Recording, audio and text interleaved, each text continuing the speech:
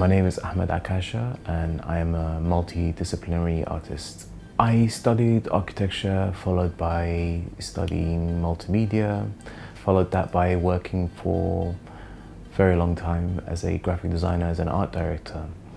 And over the last 7 to 8 years, I've been slowly rediscovering my desire to work as an artist and to craft my art practice and kind of move away from commercial design.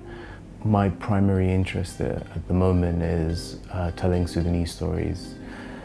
I came to this country when I was 11, and so although I consider myself a Sudanese, I'm also British.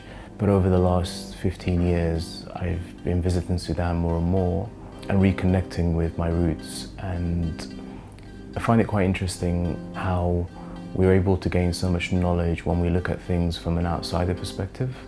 And so I kind of have a foundational understanding of my roots, but I also have this privilege of being able to come having disconnected and reconnect, and then I can kind of see things from a slightly more objective point of view. And I think there's a privilege in that.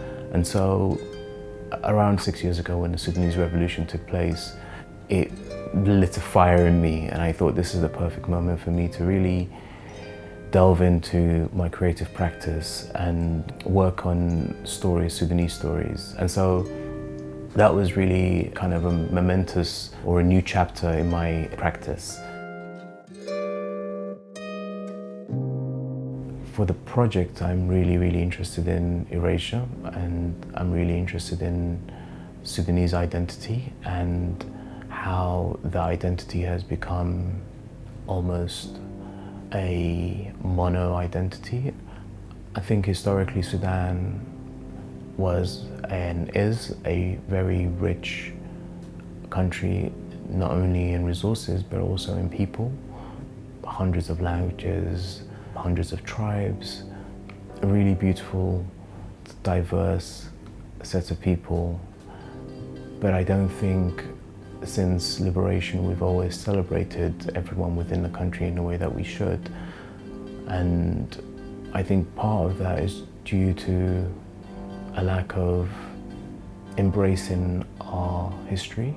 And I think I'd like to connect those dots between the history of Sudan and the present, and at which point have we moved into this Sudan that we know now, and what are those decisions that have impacted our identity and how we see ourselves. So at which point have we decided to take on an identity that is contested, and why? And so I'd like to ask those questions, and I'd like to do that through the collection. I think the first time I walked in, I felt emotional. It was quite emotional. I think there is something quite bizarre that takes place when you're face to face with objects that are thousands of years old.